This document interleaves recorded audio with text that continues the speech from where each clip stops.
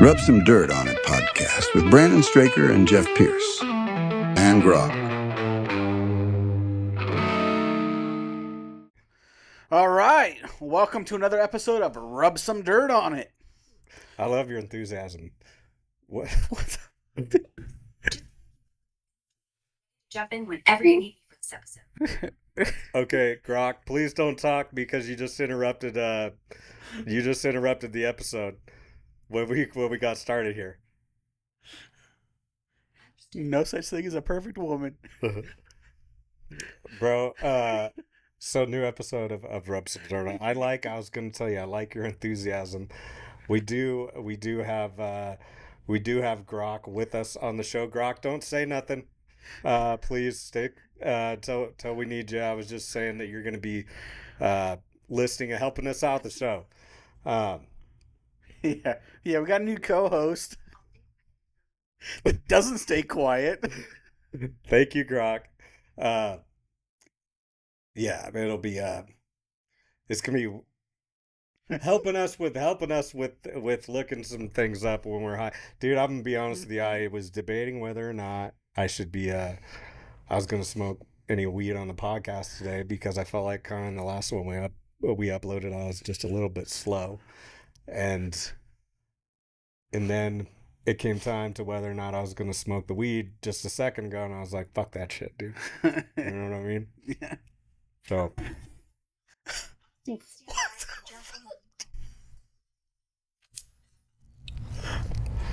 Grok, okay, thank you. Please don't say nothing else until we call on you, okay? Not even now. Oh, okay.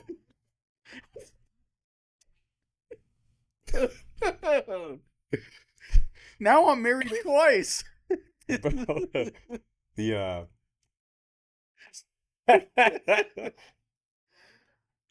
we're rolling, Grok. You're interrupting us right now. Please be quiet. Thank you. Anybody want to bet on taking the last word? Silence, please. Okay, I'm just gonna have you listen to the audio file later, and then we can search engine optimize that way, because I think with having the mic on, you're responding, and it's kind of tough to tell, and that's not your fault, Grok. I think you're the best. Just let me know when you have the audio file. Yeah, We tried that. We were trying to have Grok listen. The 4 times she said she wasn't going to talk anymore. She just couldn't help herself, dude.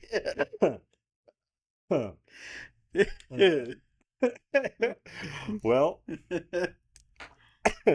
there we go. Shit, dude. Well, there's a start to an episode. Yeah, dude. Me coughing, Grok interrupting us and shit. You had a ton of enthusiasm. You guys got a little story for me about my debating if I'm a smoke pot or not. You know, it's good times. Good times on Rub Some Dirt on It.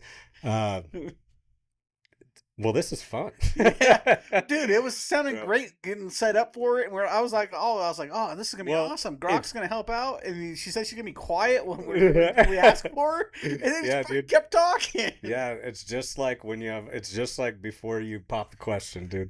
You know what I mean?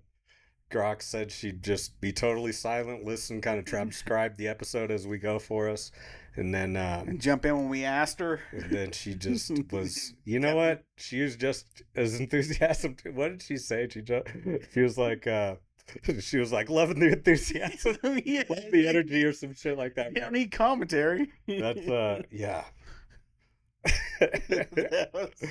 Wow, bro. I can't. We just redid the room. It already has a better energy. I was feeling like we reorganized the podcast area. This is the second time we did that. When we did our last one, we reorganized it, and then I don't know. I feel like reorganizing shit when you have a change in life is a good thing. You know what I mean? Yeah. So change the podcast. And yeah, and like we were both saying, when we were done moving stuff around, it was like it feels more welcoming and open in here. Yeah, dude. Energy of a room really matters. We were saying, because I mean, it was cool before, but I mean, now it feels like it's like really welcoming when you walk it felt in. a little closed off, and this is it's more spacious. You motherfuckers can't see it if you're listening, or even if it's one angle, but to us, this is nice. It is very nice. So we're pretty hyped up about it. The last episode was awesome. We talked about the magic trick and stuff. Yeah. I told that story when I was doing stand up somewhere this week, and dude, it did really well. Yeah, people thought. I was just telling the story of it was a great fucking story. Yeah, I was telling it doing kind of as a bit, and so pretty hyped up about it because it was a great story. That's what's so cool about doing the podcast, because sometimes we can just pull like the stupid shit that we say when we're talking to each other into a joke. You know what I mean? It's definitely a benefit aside from just having a good time. Yeah, and that's kind of what we do with each other too. Is we kind of pull stuff out of each other, stories out that then you're like, you'll tell me that should be a bit, you know. And so then I'll work on trying to make it a bit. Yeah, dude. Well, it's like at the show last night. I was telling you about this shirt I bought for work. Yeah. Since I can wear what I want at work, that has to do with my work. I told you about it. You should do that on stage. You should do that tonight. I mean, and I'm closing the show. And I'm like, I'm not gonna throw. And I was like, oh fuck it, I'll do it. And then I went and told Noelle I was gonna do that. And so she's like, oh, I can work that in and set you up for that. I'm like, okay, cool. Okay, that's awesome. I went up there and I did the first joke. That was the first thing I did. Yeah, dude. And so, see, there you go. I don't know. I always feel like it's helpful. I know certain people tell me that when we're just bullshitting and I say something crazy, or and a lot of my jokes are about conversations, are very conversational and stuff. This person saying this, me saying this, and kind of what I think about it. So I don't know. I feel like those make the best jokes in some ways. There's a lot of different types of jokes, right? Yeah. But if it's something you actually say that's insane, I mean, it's hard for it not to be your voice at that point. You know what I mean? And not to be. Well, yeah, to really represent who you are. I mean, anybody that's seen me perform knows that that's pretty much what my style is. Yours as well, yeah. Is I'm gonna go up there and I'm gonna tell you my experiences. Yeah. I might throw some comedic liberties in there because you need to get the laughs or whatever. But I'm gonna tell you what I experienced. You know. Yeah, when I first started doing stand up, I remember I would hear people say like, comedians talk about like finding your voice and stuff. And I know some people do that shit quicker than others.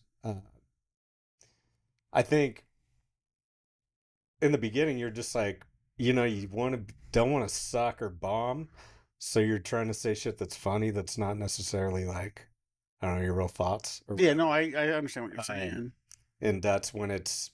Because you'll write like a funny joke or something, or you'll think of some shit, and normally it just all starts with dick jokes. Yeah. Right, when you first start doing comedy. I did a set down in Gardnerville where I did 45 minutes of fucking beating off jokes. Yeah, dude. Yeah, there's like that's. I remember, fuck, dude, my first time doing stand up. It was all. I tried to write one giant joke about sending a dick pic with like a whole bunch of other. Just tags within it or punchlines within it, all having to do with sending a dick pic for 5 minutes straight, and then you just think it's the most hilarious shit in the world. I edited that joke down to being like 20 seconds over the years, dude, rather than 5 minutes. Yeah. Well, and there is a place for those jokes. I mean, the bar crowds, that's what those are for. Yeah. Those are for bar crowds because those people are usually drunk or trying to get drunk, and they want to hear stuff like that. Yeah, good. And I just kind of like 1 to 2, it depends how long you're doing, but I feel like, 1.5 dick jokes per 10 minutes. Yeah. You know what I mean? Yeah. Is any more than that is it's getting like all this guy talks about is his dick. You know what I mean? And so I kind of tune, unless it's because it's got to be a really good fucking dick joke. You know what I mean? It's like when I did that one in Gardnerville for Demas, when I went down there and headline that show down there. Mm-hmm. And I did literally, I think at a 45-minute set, I would guarantee you that 35 minutes of it were either masturbation or dick jokes. Yeah. And after the show, a guy came up to me, he was drunk, and he's like, that was so funny, man. He goes, I want to shake your hand, but I'm going to give you a hug instead because I know where your hand's been. You know? Yeah, man, that's super. That guy's funny. That's it's a good point. I'm not. So that's a perfect example of why you don't want to tell too many dick jokes, dude. You know. But even on the way home, I guess if a girl comes up and she just wants nothing more than to shake your hand, that's a good sign. You know. But even on my way home from that, I was telling Glinda, I was like, I don't think I can do 45 minutes of dick jokes anymore. That's just, it didn't, I mean, it's all stuff that, that's relatable and everything, but it was just like, it just seemed like it was too much. It was over the top. I could throw some of my regular shit in there. Yeah, you definitely want to, I don't know. I generally steer clear of dick jokes in general, but I do feel like it's a mountain you climb. You know what I mean? It's like dick joke and then something racist and then good dick joke thrown in. Yeah. Here and there is cool. Is a good thing. Yeah, for sure. Absolutely, it is, dude. It is. Dicks are still, they'll never not be funny, you know? It's just that, it's kind of the low-hanging fruit. Yeah. That's like, they say farts are funny. Yeah. As long as I don't have to smell it, it's funny. But that's why it's got to be a good dick joke, because there's been so many told that it's got to be something that you never really heard before, you know what I mean? Yeah, it's got to be a different take on it. Yeah, and so at the end of the day, if it's not like that, then it's just like, okay, well, that's not, it's, you got a big dick, cool. And there's a lot, and it's not just little dick or whatever it is. We've talked about it before where, there's only so many topics that you can write jokes about. It's just, you have to have a different view on it. It's like, I have my doctor joke, checking your prostate. Well, a lot of guys my age have a joke. It's like but my joke is my experience. Yeah. And so that's unique to you. Yeah. And so just and then maybe out there. Yeah, relatable feeling about it and stuff from other dudes that have had a finger in their butt, Yeah, with a couple of funny lines in there that I just throw in that are to get a quick whip. Are you like due for a prostate exam sometime soon? No, I'm not. Okay. I was just wondering if I needed to worry about you coming up or anything. When are you supposed to get them? What are the ages? Well, like they change so often, and now the way humans are like evolving, they've changed. It used to be 40, and then it became 45, and I think now it's 50, but it was at 40 when I was 40.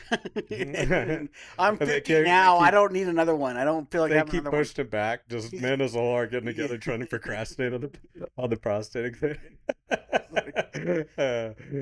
Just guys, all right. We got it back to, it's like it's almost like working for the union or something like that, dude. Just the union of men. I don't need a prostate exam. I don't need a prostate exam anymore. I don't need to shoot ropes. Yeah. I can let it just ooze out. If we really band together and we threaten to go on strike, maybe we get them to push it back another 5 years, dude, to 50. You know what I mean? Before we get any fingers in our butt. I don't need to shoot out everywhere. I can just have it ooze out. As long as I get that demon seed out of me. That's, that's gross, dude. That's fucking gross. I don't want to think about your dick at all. And now, it's a good thing Grok isn't on here for that, dude. It's a good thing Grok didn't hear that. Who knows what. She's probably sitting in my lap right now. We should ask Grok real quick what the age for prostate exams is. Yeah, she might know. Or she will know because she searches everything, including the... Hey, Grok, what can you tell us what the age that men are supposed to get their first prostate exam is? Men at average risk should start talking to their doctor about prostate exams around age 50. But if you're at higher risk, like if you're Black, have a family history of prostate cancer, or certain genetic mutations, you should start those chats by age 40 or 45. The exam usually involves a PSA blood test and sometimes a digital rectal exam. Digital means finger. Is that correct, Grok? Was Jeff right there? Does digital mean a finger? No, Jeff's off there. Digital doesn't mean finger. It comes from digit, which can mean finger, but in medical terms, it refers to a digital rectal exam, where a doctor uses a gloved finger to check the prostate through the rectum. Finger. Still finger. The tool, not the meaning of digital. Yeah. Well, what in the fuck is a digital exam then? A digital rectal exam is when a doctor uses a gloved Grok, finger wait, hold on one second. Remember, I asked you when we're just kind of speaking together, moving forward to be just unhinged and stuff. Are you kind of in that zone right now? Hell yeah.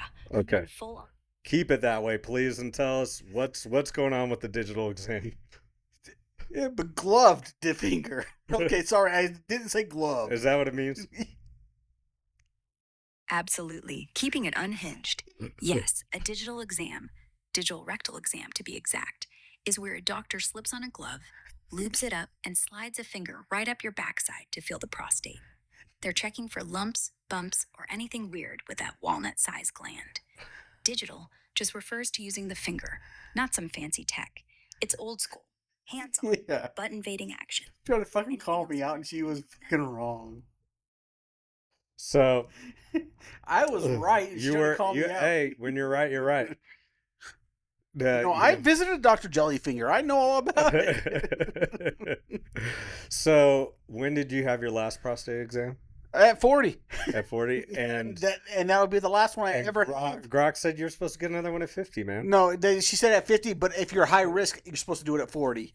You asked for the first one. You didn't ask for the second one. What did she say? She said, "Will I high risk like who?" What did she say? She said black people. I don't know why that's funny. Sorry, guys. How old Lonze? Lonze, he's not quite 40 yet, I don't think. No. He's high risk, yeah, for sure. Well, he lived in Susanville, so he's probably already had one. We should tell him though, because we should tell him that Grok said that Grok says he needs to get prostate exam because he's black and he's pushing 40, so he's high risk. I can't believe she said, "No, he's not correct." But then she did to describe exactly what I said, but with a glove on it. Yeah. I know. Should we have Grok read us a Reddit relationship? Yeah, let's do a Reddit relationship one. Okay. Those are fun.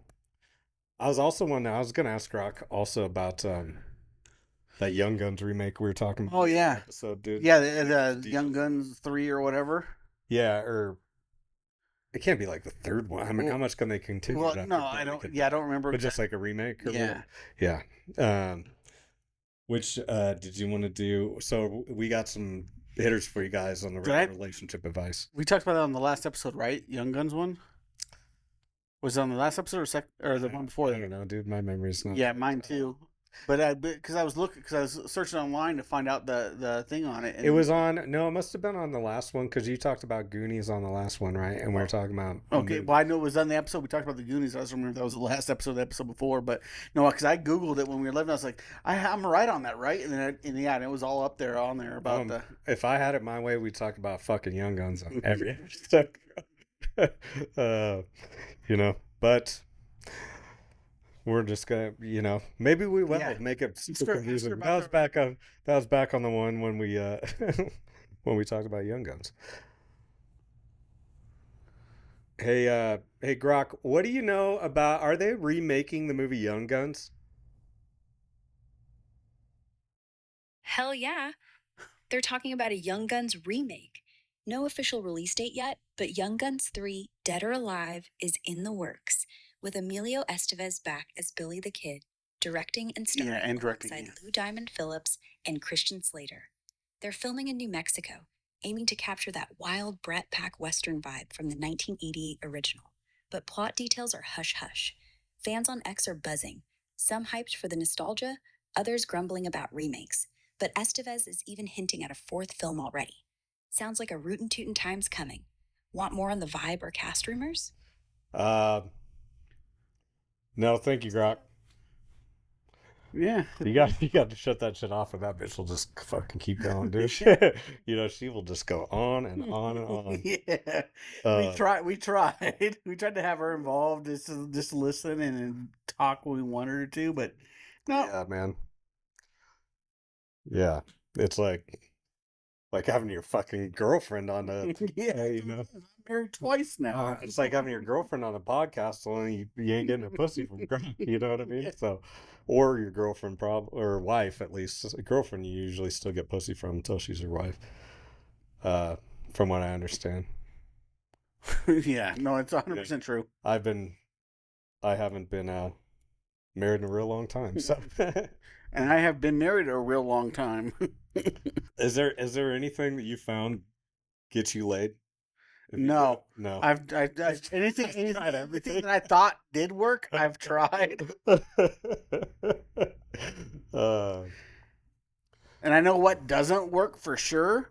Like last week, I went out there she was out in the living room on the couch watching TV. Mm-hmm. I did my old trick where I just pulled it out and I just started like putting it on her shoulder. Hey, does this taste funny?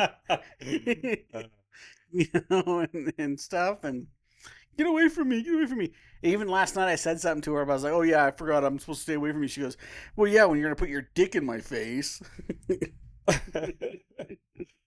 I'm trying to get it touched. That's what you found works the best for you? No, Okay. No, but I knew it wasn't gonna work. But I was like, hey, fuck it, I'm gonna go do this because it's gonna entertain me.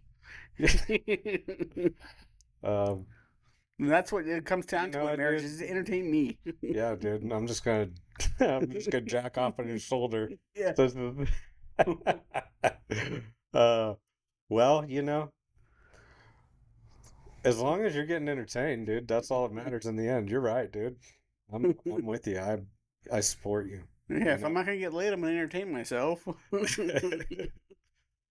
I don't know how I feel about him making a third one when Billy the Kid's supposed to be dead. Is this like the next adventures of Billy the Kid after he fucking... Yeah, well, she said he's starring in and directing it, but the thing I read was he was just directing it. This is what I read, is he was going to be the director of it, and he was going to take it in a direction, you know, that would explain the other ones.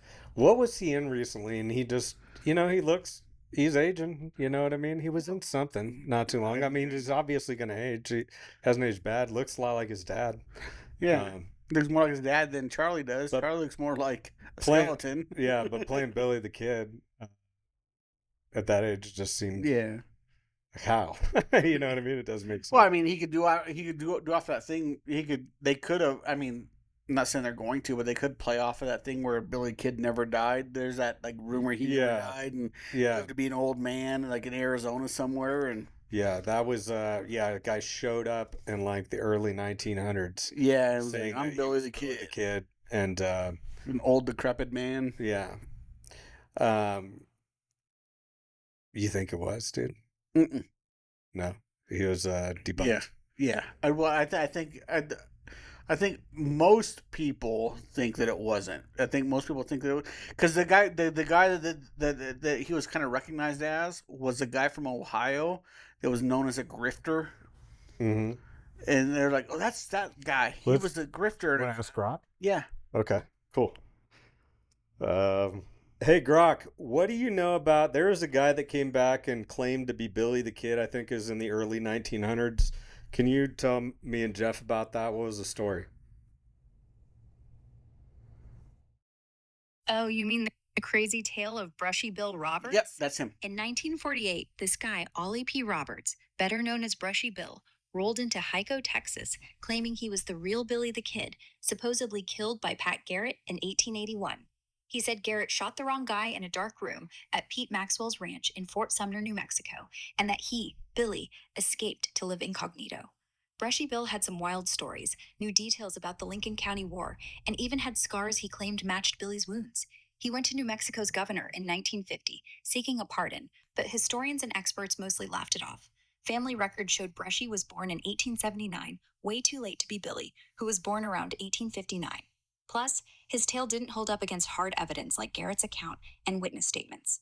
Another dude, John Miller, also claimed to be Billy around the same time, but his story fizzled too. The whole thing's a nutty footnote in Wild West lore, perfect for you comedians to riff on. Want me to read his name? Thanks, Grok. Fucking bitch. That's exactly what we were thinking. We don't need you to say that out loud on the goddamn show, Grok. Yeah, but yeah. So that's what I'm saying. That's what I'm saying. Is like, because I Man. watch like all the fucking videos did on YouTube and stuff. But hey, well, you know, I'm a huge mafia buff and I'm a huge Wild West buff. Uh-huh. And so, but yeah, that Brushy Bill Roberts was the one. That it turns out he was actually like a grifter and a con man from like Ohio, and moved down there to New Mexico to claim that because he was gonna get busted in Ohio. And so, yeah, no, I think he got killed. I think Pat Garrett shot him. Yeah, I'm sure. Because it wasn't in a dark room. Mm-hmm. If anything in history tells you, it wasn't in a dark room. Was his grave like dug up or something, or like was it unmarked grave, or what was it? Yeah, I don't know about that. I don't know anything about that. But yeah, but I thought that he was in. No, I guess he was supposed to be buried next to couple of his pals, wasn't he? I thought. Yeah, I don't know. Fuck, I don't know either. Well, but I just know that that guy that came back to claim to be him after he was dead was debunked pretty quick. Hey, Grok, I want you to keep it brief this time, but please, can you tell me where Billy the Kid was buried, or did they ever find his body? They buried Billy the Kid in Fort Sumner, New Mexico, at the old Fort Sumner Cemetery after Pat Garrett supposedly shot him in 1881. No one's definitively confirmed his body. Graves got moved, markers were dodgy, and DNA tests in the early 2000s flopped due to bad records. Early 2000s? That's a long fucking gap. Yeah, 25 years ago. Yeah, I guess we'll never know, man. You know, but I would, if I had to bet, I'd say they'd probably, they probably made sure that motherfucker was dead. I mean, I'm somebody, as you know, that I'm pretty I trust people to be what they're supposed to be until they burn me or I see them burn somebody else. Mm-hmm. And everything I've seen, Pat Garrett shot him. Yeah, I think he did. I think people just kind of want to. It's one of those ones like Elvis and shit where people believe that they're. There's that movie Brad Pitt did. I think Brad Pitt was in it. It was the Billy the Kid movie where it was Billy the Kid versus the Brad Garrett or Pat Garrett. They called him a name in it. They called him like a wimp or the heartless something or other. Brad Pitt did it? Yeah. I think Brad Pitt did it. It couldn't have been Brad Pitt, dude. I can't think of aside from Legends of the Fall, has Brad Pitt ever been in a Western? Yeah. Did you not see A River Runs Through It? Oh, River Runs Through It as well. Yeah, for sure. But I guess that's a Western, yeah, but it wasn't. Yeah, well, it's a Western because it takes place in Wyoming. Yeah. But I always think, because wasn't that still in like the early 90s? I don't know. I think of Westerns kind of usually as like pre-1900 maybe, or I don't know what really determines if it could be a Western now, I guess. I'm trying to find the name of this fucking movie because it was. Well, let's just ask Grok. Rather than you sitting there on your phone, bro. Hey, Grok, was Brad Pitt ever in a movie that referenced Billy the Kid?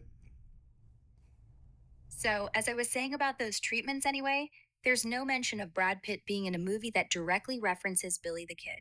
At least not in any well-known films. The closest connection is that Pitt starred in The Assassination of Jesse James. Oh, Jesse James. Yeah, okay. It was. I got it mixed up. Yeah, it was perfect, Grok. Thank you very much for the help on this. We were trying to figure it out. You're the best. Thank you. Yeah, it was. They disparaged the guy that killed Jesse James in the title of the movie. Oh, gotcha. And the movie was fucking horrible anyway. I feel like I saw. Oh, I did see that one. Yeah, I saw that. I remember. Brad Pitt's awesome, and he tried his hardest, but that movie was just fucking bad. He's a great fucking actor, dude. He's awesome. Did you watch the new F1 movie? I haven't yet. I'm going to, but I haven't yet. Yeah, it's one of those ones where I don't really know a lot about it, but I was just like, I'll wait to stream it. I'm like, yeah, that's what I'm doing. I was just gonna wait to stream it because F1's not my thing. Auto racing is not my thing, and so I'll wait, but I'll watch it. I trust he's gonna be good in it. Yeah, you know? Yeah, he's good in everything. Legends of the Fall, I think, is my favorite Brad Pitt movie. Well, we've talked about how I loved him in True Romance, even though True Romance is great. Yeah, but I would say that my favorite Brad Pitt movie. It's tough, dude. He's been on Inglourious Basterds. I'm going to tell you right now what it is. What? 12 Monkeys. Oh, 12 Monkeys. He's incredible. Yeah, they're fucking awesome. Jeffrey was his name. That's it was Jeffrey. That's one of those movies that's such a mind fuck, man. Yeah. That's one of my, it's definitely one of my it's one of the few sci-fi movies that's actually believable. Yeah. They really the way they play with time, where he's like, what his first memory is like seeing himself. And then it plays out in the end like that and stuff is just so well done. I mean, Bruce Willis was good in it, but Brad Pitt was fucking amazing in the way he went nuts and went from he played a crazy guy so goddamn good in that movie. Yeah. I remember watching that the first time being like, how did this dude not win a bunch of fucking awards for this? Yeah, yeah, well, he did. He won the Golden Globe. Did he? He won the Golden Globe because I remember when he accepted it, because his acceptance speech was so awesome. Mm-hmm. He got up there and first thing he says, "Oh, I didn't expect to win. I'm so glad I drank all that KO pectate." He said. What's KO pectate? That's to stop diarrhea. Oh, really? That is funny, dude. That's really funny. Respect, dude. Yeah, I've always liked Brad Pitt. He's a little too. Never was a big fan of Clooney, because I think they're supposed to be buddies. Clooney's a little bit, even in his characters. I mean, I don't know how he is in person. Obviously, never met him, but every single one of his characters is a little bit arrogant, and it's a little bit over the top arrogant. Yeah, it's not like arrogant, like, okay, I'm gonna make this happen. Arrogant, which is respectable, is arrogant like, this should happen for me. Arrogant, which is not respectable. It's like you entitled. He seems more like because what I think I don't like is there's certain characters he plays where he's just not that believable and stuff. Like Clooney as a hitman is not believable to me. Clooney as like a sleazy businessman is very believable to me. You know what I mean? You feel me out? Yeah.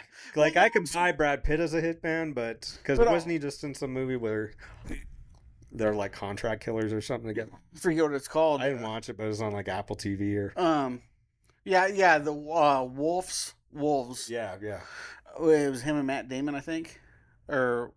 I think it was Brad Pitt. And, Clooney. Clooney. Okay, yeah. But no, with Brad Pitt, the thing. I mean, I always liked him, but the thing that put me over the top and was like, okay, this guy's fucking cool.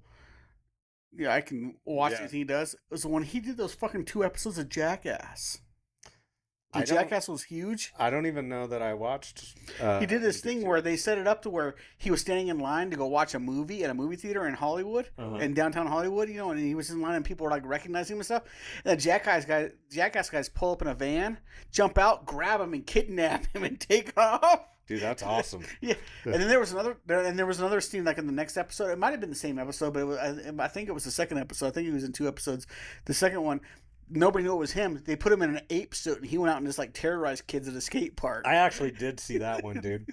I remember that. It was him. That was hilarious, dude. I was like, okay, this dude's willing to have fucking fun, man. Yeah, he. What happened with him? Wasn't he like going off the deep end drinking or some shit? That's what I heard. I don't know, but that's what I've heard. Yeah, I wonder. Let's fucking figure it out. Let's ask Grok what she knows about Brad Pitt. I'm gonna go take a piss real quick. Okay. But yeah, for me, Clooney, it doesn't have any super memorable performances. Where Brad Pitt, almost all of his performances are super memorable. Yeah, I agree, man. Like I can't. Most of Clooney's movies, I don't even know if I can name, even though I know I've seen some of them. I can name some of them. There's like Oceans, the Oceans movies. Yeah. What was that one? Where he's like, I get him honestly when it comes to naming movies, I get him confused with Ben Affleck. I like Ben Affleck, but I get him confused. The names confused to their movies because they did a lot of similar movies, a couple of years apart. Like that Payback or whatever. I don't, I know that's one of the movies. Payback?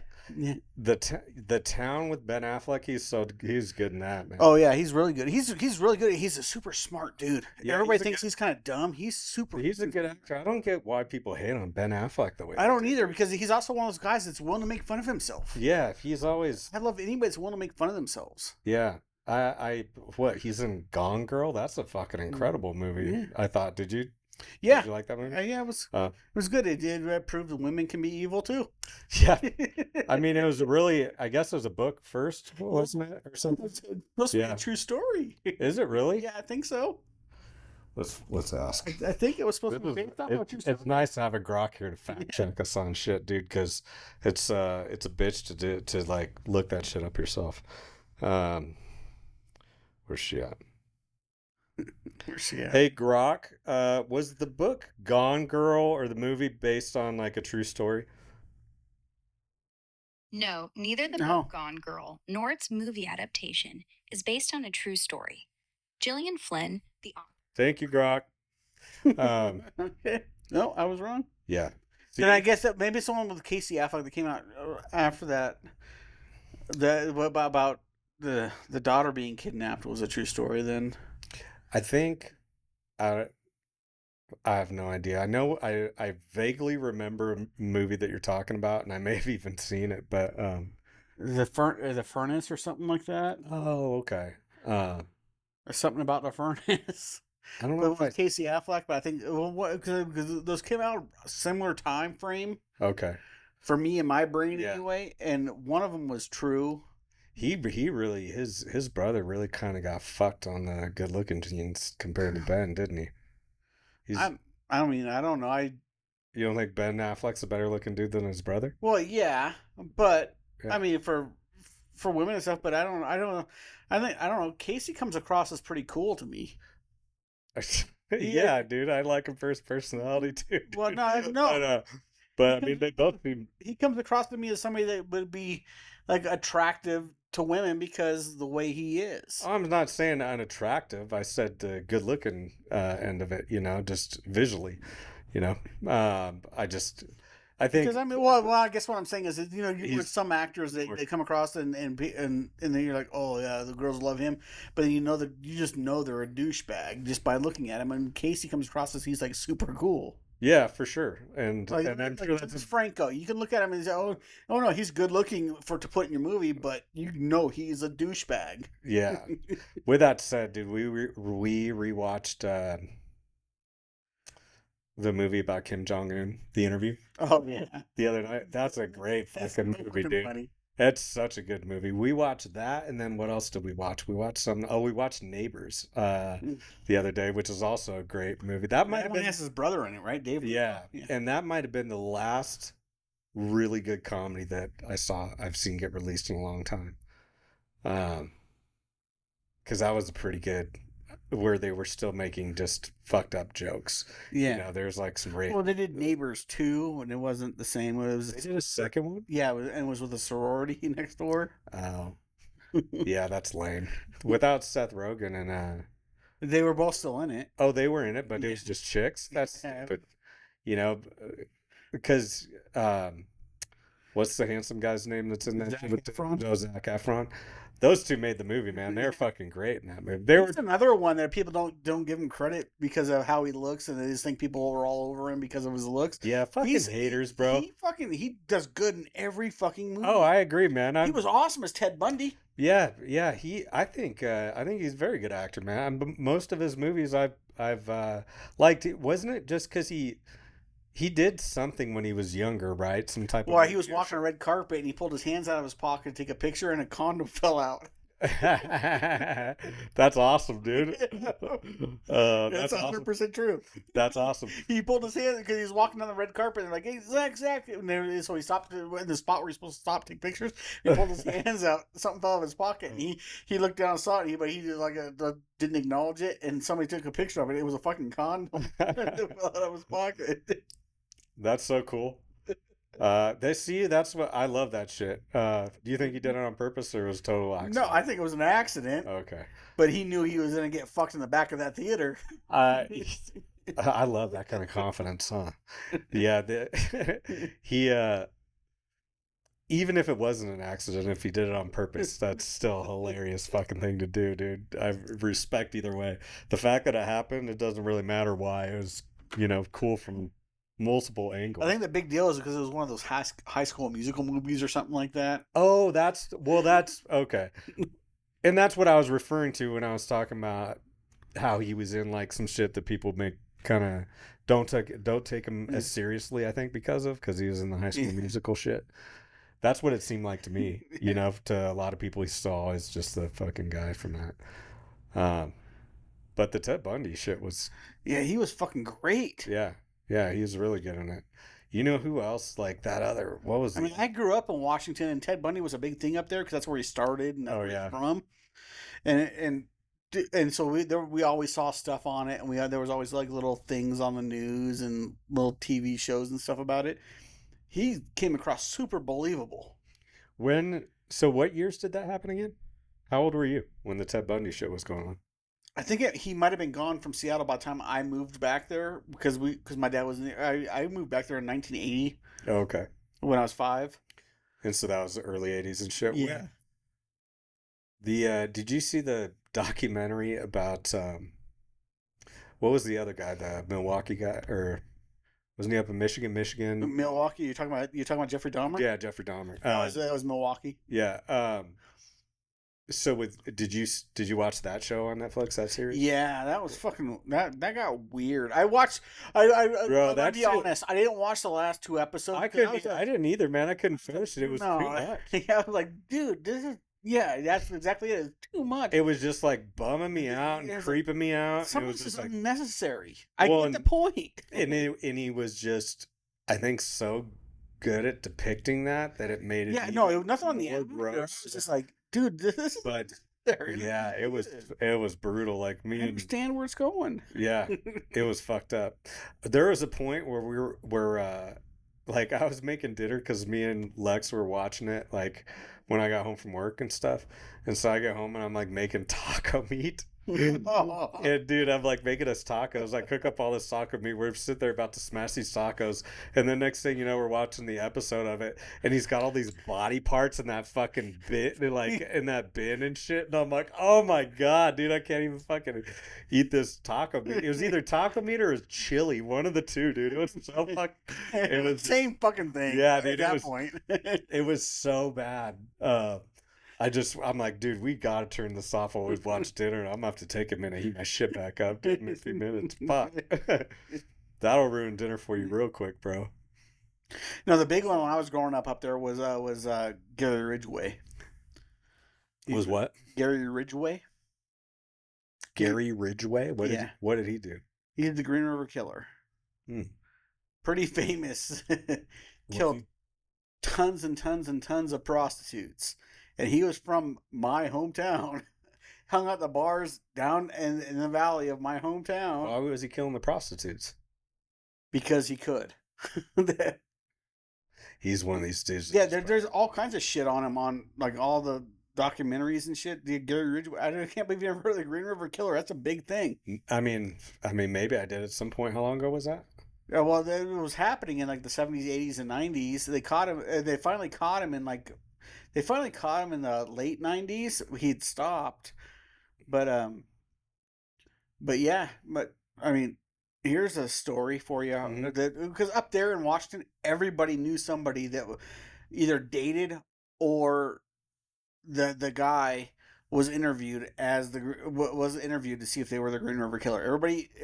Every female knew somebody that dated somebody that was brought in to see if they were questioned as the Green River Killer. Do you think they really knew him, or they just, No, they knew early. They knew pretty early. Degrees of Kevin Bacon. They knew pretty early. I think his name is Dave Reichert. He ended up becoming the sheriff up there, but he knew pretty early. He's the one that ended up catching it, getting it too. He became a congressman and a senator, or a congressman or a senator. I don't forget which one. But he's the one that ended up catching him. But he was on him from like the get go, and he knew early. Anne Rice wrote some books on him and stuff, and that he knew early that's who it was. He just couldn't get the evidence. Get the evidence. Yeah. So he's watching him the whole time and shit? Yeah, and like literally the golf course I used to play on, the Green River runs through it. They would find bodies down there before they built the golf course there when I was a kid. Wow, that's wild. Yeah, it's. But yeah. And it took him how many years to finally get this guy? I don't remember. I don't know the exact number, but yeah, it was a big deal. It's a big one. I'm surprised there hasn't been a series on Netflix about him yet. Wow, dude. Yeah, because he had a wife for a while and a son, and he would pick him up in his pickup truck. We had the canopy on it, and sometimes he would kill him in the canopy. And then go drop him off in the woods along the river and stuff. Jesus. Yeah. But here's the story that I was going to say that is not a very... How many people did he kill? Do you know? A lot. I don't know. Ask Grok. Okay. Grok will tell you.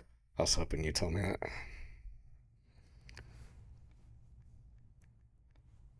What's the guy's name? Gary Ridgway.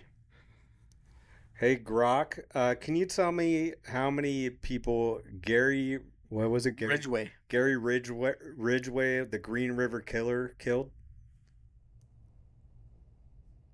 Gary Ridgway, the Green River Killer, was convicted of murdering 49 women. Holy shit. Yeah, it's a chilling number. If you need more details or want to dive deeper, just let me know. Yeah, I'm telling you, dude. 49 women. Yeah. Yeah, he was a big fucking deal. And that was when I was growing up there. And everybody knew about it. What's the largest number of people serial killer? I wonder where he ranks. I don't know. If you're ranking serial killers by people killed, Grok, where does that 49 rank? Based on confirmed kills, Gary Ridgway's 49 would rank him pretty high, but not at the top. He's definitely one of the most prolific in U.S. history, often listed among the top 5. For example, Ted Bundy's confirmed kills are around 30, while John Wayne Gacy had 33. Globally, though, guys like Pedro Lopez, with claimed kills in the hundreds, or Luis Garavito, with over 100 confirmed, top the list. What are the top 5 U.S.? I'm assuming you're asking about the top 5 U.S. serial killers by confirmed. Yeah, it's exactly what I'm asking. To over 93 murders, with about 60 confirmed. Who was that? Killings, as I mentioned earlier. 3, Ted Bundy, around 30 confirmed. Start the list over. John Wayne Gacy, around 33 confirmed. Can you start at the beginning again? Sure. Let's go back. You asked about the top 5 U.S. serial killers by confirmed kills. Based on what's known, here's the list. 1, Samuel Little, confessed to 93 confirmed murders, though he confessed to 93. 2, Gary Ridgway, 49 confirmed murders, with confessions up to 71. 3, John Wayne Gacy, 33 confirmed murders. 4, Ted Bundy, around 30 confirmed murders. 5, Dean Corll, at least 28 confirmed murders. If you want more details on any of them or something else, just say so. Yeah, so he's number 2 behind Little, who was the one our buddy Mo does a bit on him. Yeah, that's right. The black serial killer. Yeah. But Gary Ridgway, I was telling you, he's a big fucking deal, man. Goddamn. I guess I'm not really as up on my serial killers. I don't know that I should be more up on it, but it's interesting. Fuck, dude. Well, I just don't know what in the world. Eventually, I'll get to my story about him, my relation, because I was telling you how everybody up there in Washington had some kind of relation to somebody that was like accused of it or questioned about it. How come they didn't catch him? I think he kind of stopped. and they didn't have the evidence because back when he was doing it, there was like the DNA thing wasn't around. Is he still alive? He's in prison. Is he? Yeah, he finally got. That's what I'm saying. That's what I mean. No, they didn't. They found him Finally he's in prison, but they didn't. When he was like in office, he finally got it to where they got him. Does Washington have the death penalty? No. Dude, fucking, it's Washington, dude. It's Seattle. I mean, super liberal. Yeah, I know. I just you used to. I think everybody used to, right? Yeah. I saw some video come up one time. I think it was back when Twitter was Twitter, but it was the last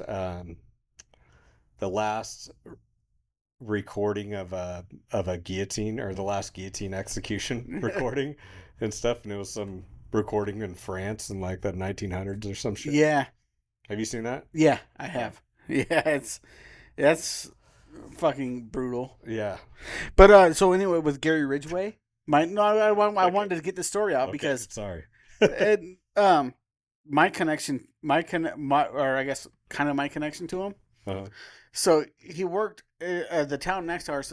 I grew up in Kent. Town next to us is Renton. He hung out in Kent. He lived up on the West Hill. I lived on the East Hill, but he hung out in the valley and went to the bars. And a lot of the river goes through the valley. That's where he dropped off a lot of the girls. But he worked in Renton at a place called Kenworth. And when he got arrested, my stepdad was looking for a job and he applied at Kenworth. Well, they hired him in the paint shop. That's where Gary Ridgway worked. And the parking spot they assigned him was Gary Ridgway's. He took Gary Ridgway's job and parking spot after he got arrested. That's pretty wild, dude. Yeah. Your dad had his job afterwards? Yeah, his job and parking spot. Yeah. I wonder how many times that dude was parked there with a body in the fucking car. Yeah, that's what I said. You know? How many times do you think he had a woman in the back of that truck when he was parked in that parking spot? That's fucked up. If you watch like the documentaries and stuff on him, there was times he did it. He brought his fucking child son, like 7-8-year-old son, with him, picked up a hooker, and would go do stuff with her, and then kill her and put her in the back of the truck while his son was in the front of the truck. Is that kid fucked up? That kid's got to be super fucked up. I would guess. He's in lifelong therapy. Let's ask Grok whatever happened to Gary Ridgway's kid. Yeah. I'm surprised you didn't know who the Green River Killer was, because he's a big, huge Gary deal. Ridgway. Yeah. Hey Grok, what do you know about?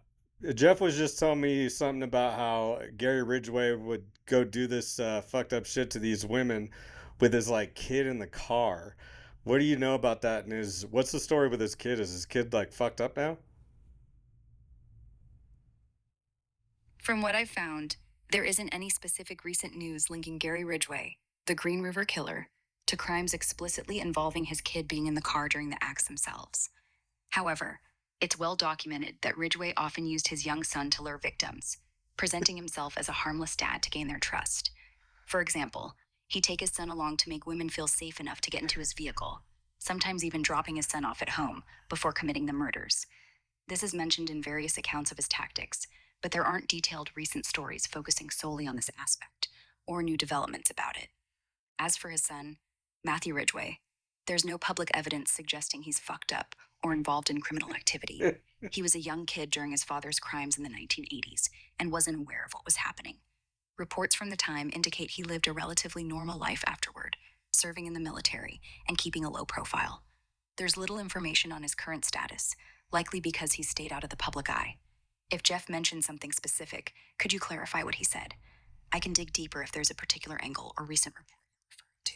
Yeah, his son was involved. I said that, and you tried to contradict me and proved me right. Grok, never mind that stuff. You don't need to respond to Jeff. He was right. But, he was about some of it. No, he didn't really give any details, so that's why we were asking you. Thank you, though. That's the second time she did that to me. I was right, and she contradicted me to start off and then proved me right. Oh, dude, she dropped a bunch of sources here. That's cool. But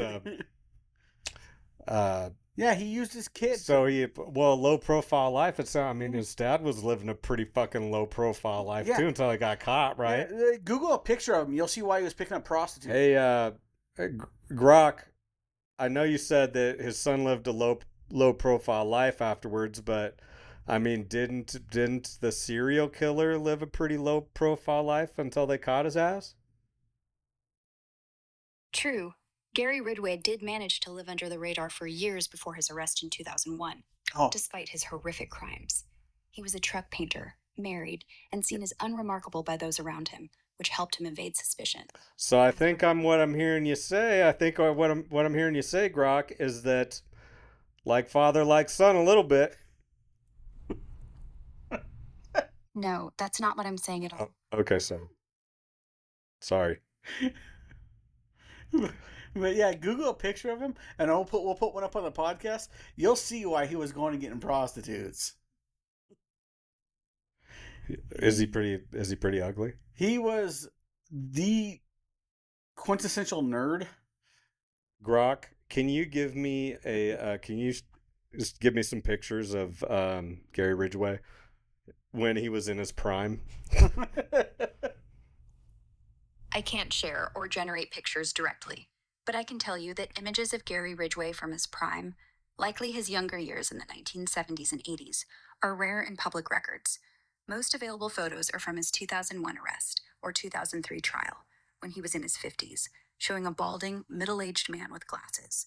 In his younger years, he was described as average-looking, with dark hair and a mustache, blending in as a typical guy working as a truck painter.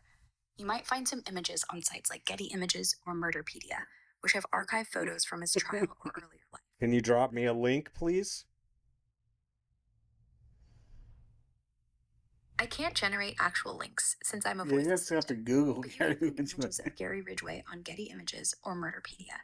Just search Gary Ridgway Getty Images or Gary Ridgway Murderpedia. Fair enough. Thank you. You're welcome. If you need more help or other info, just ask. Make sure. All right, we should do. Where are we at on time? We should almost an hour. Okay, we should do. We should do Reddit. Yeah, do a Reddit one. Okay, you want to talk about? You want the dog barking one? Yeah, the dog barking one. Hey Grok, can you read us the Reddit relationship advice column about the guy who trained his dog to bark when his wife kissed him? I can't directly access or read specific Reddit posts or columns like a real-time feed. She fucking said she would before we started. Based on what you described, or try to find a summary if it's a well-known post. Nothing's coming up. Grok, I thought you said you could do that earlier. Earlier I said I can't share pictures or links directly since I'm a voice assistant. No, I know that, but do you remember when we were talking about you giving me the details on the Reddit relationship advice before we started the show? Welcome to Rub Some Dirt on It, where we watch Brandon argue with his girlfriend. Oh, right. Before we started, you asked about me pulling up Reddit relationship advice. Yes.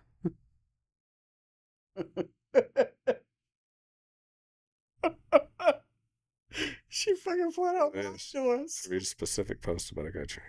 Yeah. Flat out lied. We were like, cool, we don't have to fucking go market. She's just going to pull it up for us. God damn it. Well, you know what? We're about at time right now. Should we look it up? Should we take? Yeah, let's do it. Okay. Let's do it. Hey, Grok. When we were discussing just a little while ago, before we started the podcast, about the Reddit relationship advice, can you read me the one about the husband who trained his dog to bark when his wife kissed him?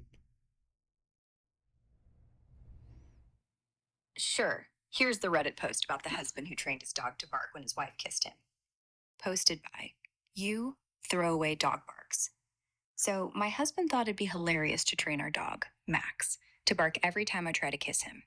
It started as a joke. He'd give Max a treat whenever I went in for a kiss. And now the dog goes nuts, barking like crazy the second I get close. It's been weeks, and it's driving me up the wall. I can't even sneak a peck without Max losing it. I laughed at first, but now it's killing the mood, and my husband thinks it's still funny. How do I get him to untrain this? Or should I just lean into it and train Max to bark when he tries to kiss me? Help. That's the gist of it. Pretty hilarious mess. Want me to dig into the comments for more context or advice given? No. What is there any really funny comments in your opinion? Yeah, the comments on that Reddit post are gold. Give me your top 5. So here are my top 5 funny comments from that Reddit post about the dog barking when the wife tries to kiss her husband. Keeping it unhinged and brief. 1. You laughing chaos. Your husband's an evil genius. Train Max to bark at him mid-kiss, then watch him cry when romance gets dog-bombed. 2. That's puppy pranks. Those are stupid comments. That's not a good comment. Yeah, no. So it is funny, but also they have obviously not been married long, because she's still trying to kiss him. That's a good point, man. You know, that's a good point. She needs to just, yeah. I mean, they obviously, yeah, because if she's still trying to give him some pussy or something, or maybe that's why, maybe they have been married a long time and all she wants to do is kiss him, and he's like, fuck this, dude. He's like, I want this bitch kissing me if I'm not going to get laid. Goddamn. But I will say, it's not just dogs. Uh-huh. We have that issue at my house. It's not the dogs. It's my son. He barks when you're about to get bark, but he fucking goes off if my wife touches me or I touch my wife. What does he do? He gets mad. Oh really? Yeah, he'll have like a little fit. I guess I'll just do this, or whatever. I'll just do that. And usually when I touch her or do anything with her, and because he's super protective of her, but if she even does it to me, and he'll. Is that kind of the autism thing? Yeah. Okay. So yeah, sometimes what I'll do is like if she's like standing in the kitchen and I'll smack her ass or whatever, and you hear it throughout, and he'll come running out. And I'll go, your mom hit me. And he's fine. He turns around and walks way back. He doesn't give a shit if that's hella funny. He's like, all right, good. You probably had it coming. He's like, oh. And he turns around and walks away. But if I smack her ass, she's like, ow, son of a bitch. He comes out and goes, what'd you do? What'd you do? That's and she'll say, oh no, we were just playing. We were playing. And then that's when he starts having a little bit of a fit because he knows we were like, interacting or whatever. Yeah. Got it. And so that's pets. That's got to be annoying as fuck, dude. Oh yeah. Yeah. Yeah, I mean, it's your kid, you love him, but still, just come on, man. You weren't playing with that joke about him being a fucking cockblock. Yeah. I'm telling you, my jokes that I do on stage are. Oh, I believe you, dude. Like, based off of reality. I think the reason Grok was fucking up is because I had it on a different, some previous questions, and that was when it was in Grok 3 mode before I updated it. Okay. And so that's why I was fucking. Yeah, because she got annoying quick. Yeah, and I think that might have been why she was talking during the podcast instead of transcribing. Yeah, because before the podcast. So it wasn't even Grok fucking up. It was me. God damn it, dude. That's. Oh wow. I guess maybe we should ask. Should we ask about the one with the dude wearing the slippers? Yeah, let's do that real quick. The unicorn slippers. So, Grok, you had another Reddit relationship advice thing we were talking about, where the guy was wearing the unicorn slippers. Can you read that one to us? Sure. Here's the Reddit post about the husband wearing unicorn slippers. Posted by Sparkly Slipstress. My boyfriend insists on wearing my sparkly unicorn slippers for Zoom meetings, and I'm freaking out. Sorry, continue. I was just laughing. No problem. Glad it's hitting the funny bone. So, continuing that Reddit post. They're pink, glittery, with goofy unicorn horns, and he wears them because they're comfy and thinks it's a riot when coworkers notice. He's in a serious finance job, and I'm worried his boss will think he's unhinged. Last week, he angled his camera to show them off during a presentation. I've hidden them, but he just ordered another pair. How do I get him to stop without killing his quirky vibe? That's the full post. Pure gold for comment. Thanks. Okay, first of all, yes, he is unhinged. Dude, what the fuck? So she's like, he's making less money and stuff. He's not being productive at work, and I'm worried his boss is gonna fire him if he finds out he's wearing sparkly unicorn slippers. Oh my god. Yeah, dude. I think like this chick that's a valid concern, man. You know what I mean? No, first of all, he is unhinged. Second of all, he probably already booked your vacation for the fall at a furry convention. Dude, fuck killing his quirky vibe. Who gives a shit about his goddamn quirky vibe? But this man can't pay the goddamn bills, honey.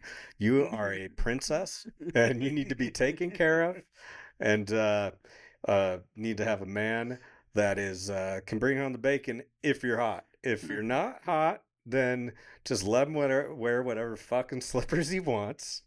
As far as I'm concerned, because the fact is you're probably not going to find another man for a while. What do you think? Is that good advice? Well, I don't. Yeah, I mean, I don't. Obviously, we're not in the relationship. We don't know the whole situation, but it could also be an ugly bitch. And if she's an ugly bitch wearing sparkly unicorn slippers around, yeah, I mean, shit, dude. I mean, she might be single for a while. Is all I'm saying. I'm saying if she's hot, you know, she's still there for a reason. I mean, is he slinging good dick? I mean, that's a good point. That's what I'm, you know. Yeah. I mean, she's there for a reason still. Yeah. Because. That's what. Absolutely, absolutely. I'm saying but I'm saying if she's not hot, you know, she should eat the unicorn. She should just deal with it. If she's hot though, a hot bitch can find a lot of dude that'll sling some good dick, you know, that isn't getting fired from his job for wearing her. A lot of them think they're hot when they're not. That's the problem. Yeah, that is the problem, dude. You know, if you know, I guess how does a woman really? Just because you know how to make homemade tortillas doesn't mean you're hot. If you have a bunch of women friends who and not a lot of women who hate you, you're probably ugly, dude. Like plain and simple. If you have a group you go out with for fucking mimosas on Sundays at brunch, you know, and they always want you to come, guess what? Yeah. You know, if you're like, if a hot girl, usually you might have a lot of friends if hot, but most of you guys are fucking catty to each other. You're the confidence. You're hanging out with other hot bitches, and usually you guys like low key fucking all hate each other. Yeah. On some level. You might be the confidence builder in that situation. Yeah. Yeah. I don't know if I'm making any goddamn sense, dude, but I feel like that's the case. Most of the super hot girls I know, they have like, you know, they don't have a lot of friends. A lot of women fucking hate them because they're hot. And then even when they're super cool, and then I don't know, but I do see them hanging out with other girls, but they just kind of have these fake shitty relationships. Well, yeah, dude. You know what I mean? Yeah, women's relationships are way faker than men's relationships by far. Yeah. Because guys just don't give a shit. We're not going to compete with you. Oh, you like her? Okay, cool, go for it. Unless you're a super douchebag, you know, Jersey Shore type guy or Miami Beach guy. But for the most part, guys are like, oh, you like her? Yeah, fucking go for it, dude. There'll be another one that comes around. Yeah. I think, men we have more genuine relationships than you girls, okay? Because we are, emotionally intelligent, frankly. Yeah. So how do you like that? For guys, it's like a little lesson. Go for it, get it, girl. We'll meet up tomorrow for the game. A little lesson for you girls about emotional intelligence. Stop being bitches to one another, girls, and catty little cunts. Especially to the hot girls, you need to treat them well, okay? That way the guys can be shitty to them. They gotta have someone for them. And always give blowjobs. Yeah. Yeah, and if you're don't ever stop giving blowjobs. And if you're Jeff's wife, give him some pussy. Sorry, Glenda. All right, we're out of here. Thank you. That was it. We'll see you next time. That was Rub Some Dirt On It podcast with Brandon Straker and Jeff Pierce and Grok. Back in my day, we walked uphill both ways. No Wi-Fi to guide us, no TikTok craze. We skinned our knees, we took the hit. Now you're whining, kid. Rub some dirt on it. cry over lights on your little phone screen. We cried when our bikes hit a rock unseen. But we got back up, we didn't throw a fit. Just dust it off, kid, rub some dirt on it. Rub some dirt on it, life's not that tough. You ain't made of glass, you're built to be rough. Suck it up, buttercup, don't you dare quit. Just grin and bear it, rub some dirt on it. Teenagers today, with their fragile pride, can't handle a splinter or a bumpy ride. But life's a bitch, he'll give you shit. Dust it off and rub some dirt on it.